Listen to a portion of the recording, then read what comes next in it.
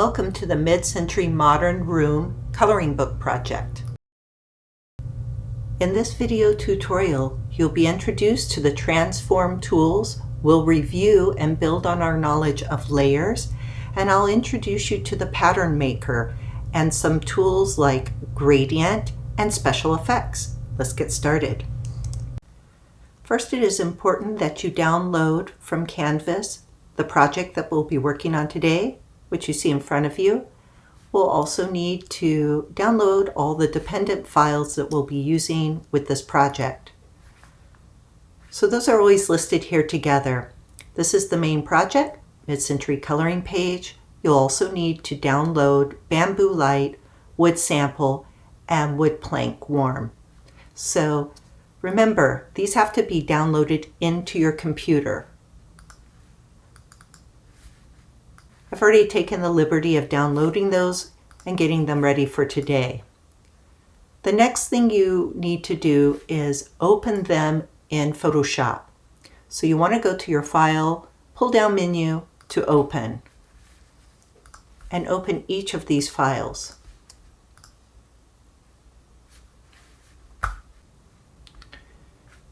At the top of your screen, you can toggle between the working file, which is Mid-Century Coloring Page.psd, Bamboo Light, Wood Plank Warm, and Wood Sample 1.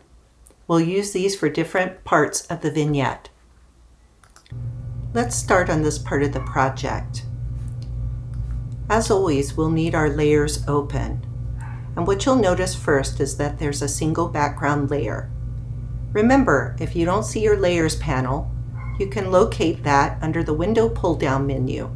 If Layers is already checked, it's open and deployed somewhere on your screen. If it's not checked, simply pick on it, and it should show up. So the next thing I want to introduce you to is the Transform tools. These are located under the Edit pull-down menu.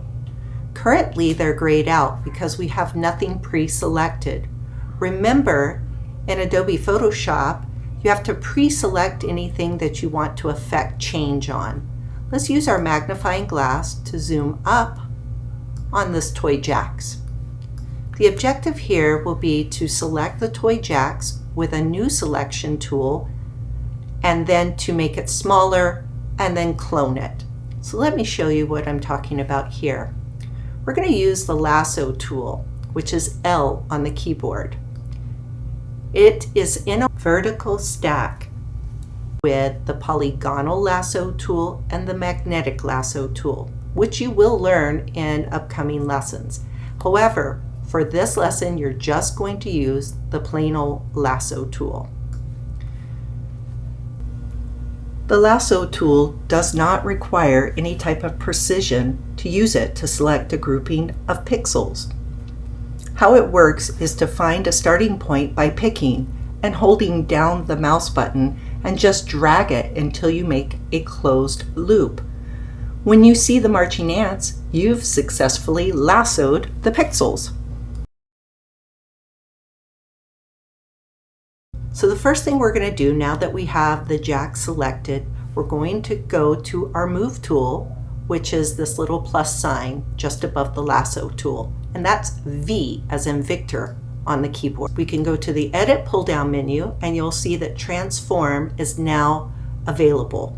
We can pick the Scale button and we can drag our jack down. You'll have to hold the Shift key while you drag from one of the four corners so that it doesn't distort itself. So that's one way that you can do it. And if you're happy with that, then you just hit the check mark. Control D on a PC or Command D on a Mac will deselect it. Let me show you one other way to do this. There is another way to use the Transform tools, and this is from the Options panel. Follow the steps. Select the desired pixels. Current layer must be the same layer that the pixels are actually located. Use the Move tool from the main toolbar, and on the Options panel, check Transform Controls.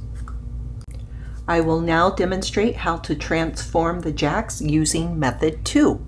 Use the History panel to undo the previous transform. I will now demonstrate method 2 using the transform controls on the Options panel. Follow these steps.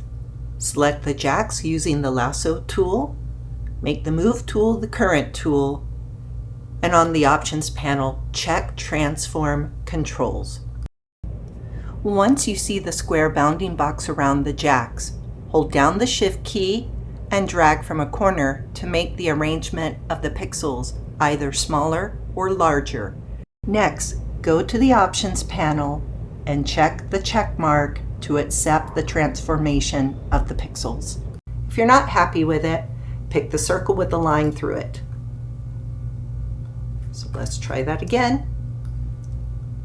And you can resize this any size that you want, but it must be resized for you to get full credit because you are learning the transform tools.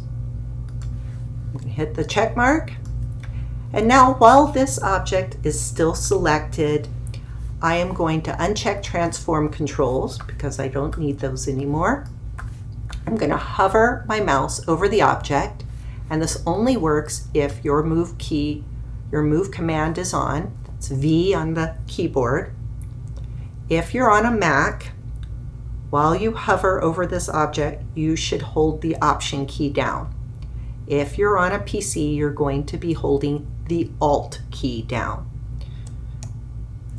So with the Move tool highlighted and the jacks lassoed, hold the Option or the Alt key down. When you see the double arrows, pick and drag a cloned copy away from the original. Keep holding down. Don't let your finger off of it until you have cloned the last jacks.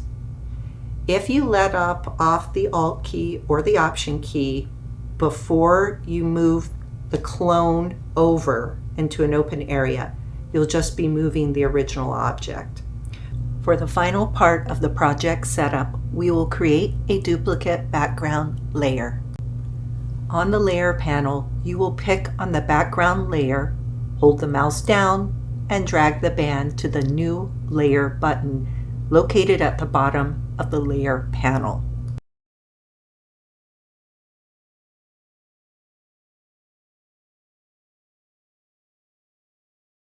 Next, turn off the visibility eye of the original background layer. An alternative way of creating a duplicate layer involves the Layer panel mini menu.